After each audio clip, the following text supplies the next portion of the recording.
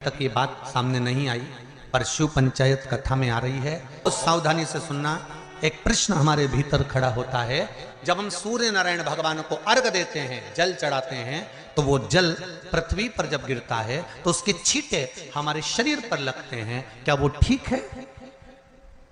क्या वो श्रेष्ठ है? तो शिव महापुराण की कथा कहती है, जब हम सूर्य को अर्घ देते हैं, सूर्य को जल चढ़ाते हैं, वो पानी जब पृथ्वी पर गिरता है, उसके छींटे हमारे शरीर पर लगते हैं, तो वो श्रेष्ठता का भाव निर्मित करते हैं। वो गलत नहीं हो सकता। कारण अब वो भी समझ लीजिए।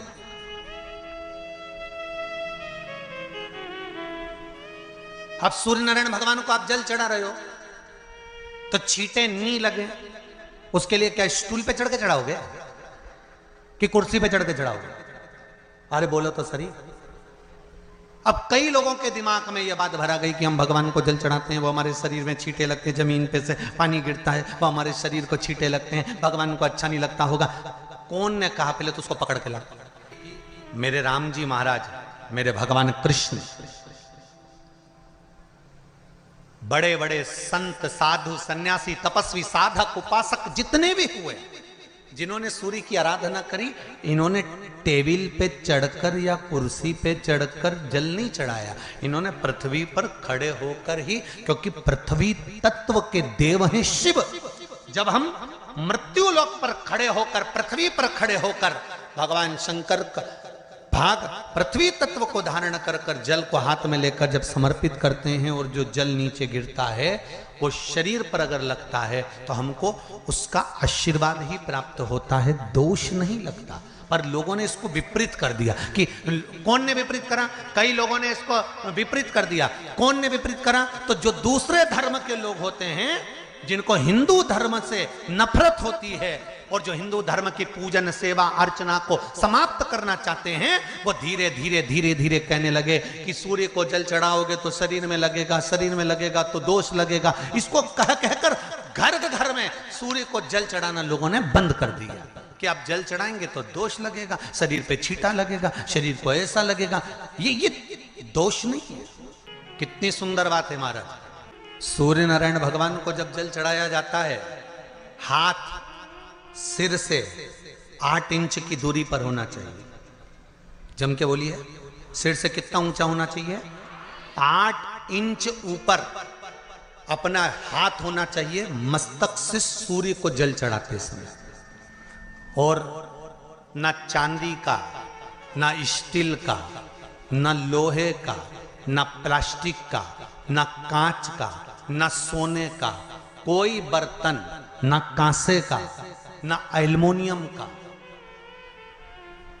ना पीतल का, केवल एक पात्र होना चाहिए, वो है तांबे का। काय का पात्र होना चाहिए? तांबे का पात्र। और सूर्य नारायण भगवान को जब 8 इंच ऊपर तुम्हारा हस्त है, और जब हम सूर्य को जल चढ़ा रहे हैं, कैसे जल चढ़ाना है वो भी समझ लीजिए। अगर कोई कैंसर का मरीज है, जिसके चेस्ट में कैंसर आ गया हो, लेफ्ट में, राइट में कहीं पर कैंसर आ गया हो, या कोई गठान आ गई हो, तो महाराज आप जल चढ़ाते समय उस जल की धार को सूर्य भगवान को जब चढ़ा रहे हो, तो धार आपकी गठान की ओर जाना चाहिए, जिससे सूर्य की किरण उस जल में से आपके उस स्थान पर पड़े, उस जगह पर पड़े जहां पर गठान है। महाराज आप लगातार जल तो चढ़ाना चालू करो, अच्छे अच्छे डॉक्टर फेल हो जाएंगे और कह देंगे गठन ठीक हो गई।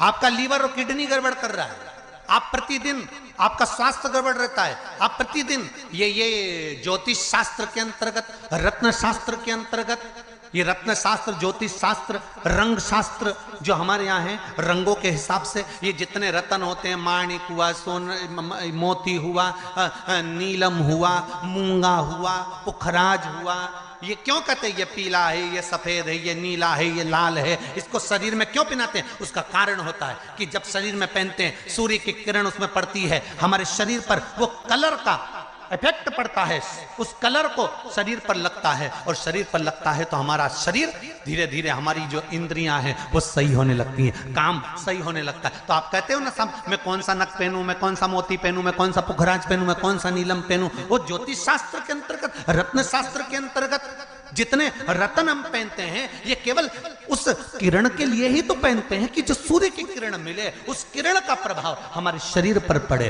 तो इन सबसे अच्छा है कि सुबह शंकर भगवान का नाम लो, तांबा का लोटा में जल भरो, 8 इंच ऊपर सिर से हाथ होना चाहिए, और सूर्य नारायण भगवान का दर्शन साधारण नहीं, जो जल तुम चढ़ा रहे हो वो जल की जो धार आ रही है उसमें सूर्य का दर्शन होना चाहिए, तो कैंसर की बीमारी कभी नहीं हो सकती। लीवर, किडनी, हार्ट, आपके हार्ट में अगर तकलीफ है, डॉक्टर ने कह दिया कि इसमें नस चोक है, आपको कहीं ना कहीं छल्ला डलेगा, आपको कह दिया इसमें कुछ ना कुछ प्रॉब्लम आ रही है, आप सूर्य को अर्घ देना चालू कर दो, सूर्य को जल चढ़ाना चालू कर दीजिए। आप सूर्य को जल चढ़ाओ, वो जल की जो तरंग आ रही है, वो जल जो निकल कर जा रहा है, उसकी जो किरण आपके हृदय पर, आपकी छाती पर पड़ रही है, नाड़ियों में पड़ रही है, नसों में पड़ रही है, उसका बल देखो तो सही। 1 महीना लगातार चढ़ाओ, तो 15 दिन 20 दिन कर तो देखो। क्यों राम जी महाराज जल चढ़ाते थे, क्यों भगवान कृष्ण जल चढ़ाते थे सूर्य को, क्यों दशरथ जी महाराज जल चढ़ाते थे, क्यों कश्यप ऋषि जल चढ़ाते थे सूर्य को, सारे 33 कोटि देवता, सारे ऋषिवर, साधु संत सन्यासी तपस्वी साधक उपासक सब भगवान सूर्य को अर्घ दिया करते थे। क्यों देते थे, किस लिए? सूर्य नारायण भगवान को जल चढ़ाते समय आपके पंजों की एड़ी ऊंची नहीं होना चाहिए, ध्यान दीजिएगा महाराज। आपका पंजा पांव का पूरा की पूरा जमा होना चाहिए भूमि पर।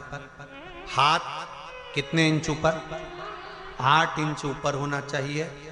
जल जो गिरे, सूर्य की किरण, सूर्य का दर्शन उस जल की रोशनी में करना चाहिए। क्या होगा उससे?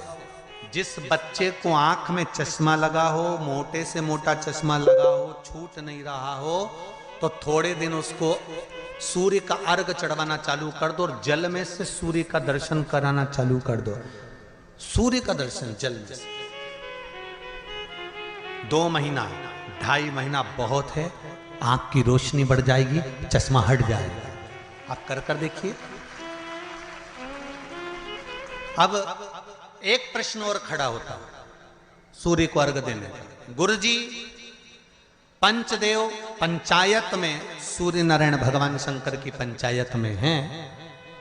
सूर्य नारायण को हम फ्लैट में रहते हैं, हम फ्लैट के अंदर रहते हैं, तो हम फ्लैट में रहते हैं, हमारे यहाँ अगर छज्जा नहीं है, हमारे यहाँ जगह नहीं है, तो हम सूर्य को अर्घ कैसे दें? तो महाराज खिड़की तो होगी, अगर घर में फ्लैट में पानी ढुलेगा और आप लोग नहीं समेट सकते तो एक बाल्टी रख लो, एक पात्र रख लो, पर सूर्य नारायण भगवान को अर्घ देकर रोशनी शरीर पर पड़ना चाहिए। जिंदगी में कभी कोई बड़ी बीमारी नहीं आ सकती। कितने लोग देते हैं सूर्य को अर्घ? जरा हाथ उठाओ। बहुत बढ़िया, बहुत जोरदार। पुरुष लोग भी देते हैं ना, चाहे बच्चे से बच्चा, बच्चों के हाथ में भी 1 लोटा पानी पकड़ाओ। घर में छोटे बच्चे हो ना, उनको तांबे का लोटा दो, पानी दो, जा बाहर खड़े हो जा, 1 लोटा पानी चढ़ा के आ। पहले दिन आप स्वयं बच्चे के साथ बाहर खड़ी हो, ओटले पर, घर के बाहर खड़ी हो, छत पे खड़ी हो या घर के बाहर खड़ी हो, और बच्चे से कह लो चढ़ाओ बेटा, देखो ऐसा हाथ 8 इंच ऊपर करिए, तांबे का लोटा लेकर पानी धीरे धीरे डोलना है। जैसे वो स्लो मोशन के सीन नहीं होते नाटक में, ये एकदम धीरे धीरे धीरे, बस नहीं तो मालूम पड़े छोरा छोरी एक साथ उंडेल के अंदर नहीं। जल चढ़ाते समय उस पानी में से सूर्य की किरण पड़ना चाहिए, सूर्य की किरण। एक बात और कहना चाहूंगा, अगर आप लोग स्वीकार करेंगे तो, अगर कहीं आपको लगता हो कि बच्चा पढ़ने में कमजोर है, विद्या में कमजोर है, रिजल्ट अच्छा नहीं आ रहा, पढ़ने में कमजोर है, वो पढ़े अपनी जगह पढ़े, वो कार्य करे अपनी जगह करे, मेहनत करे अपनी जगह करे। बच्चों को कह दो कि कुछ समय के लिए सूर्य को अर्घ देना चालू कर। सूर्य की किरण जहां पर ब्राह्मण या हिंदू धर्म का व्यक्ति मस्तक पर तिलक लगाता है, भुकुटियों के बीच में उस सूर्य की किरण इस भुकुटी के बीच पड़ना चाहिए, परंतु पानी कम से कम ना करते हुए स्लो मोशन में धीरे धीरे गिरना चाहिए, एकदम धीरे धीरे। तो यहां एक रेखा सूर्य की किरण से पड़ती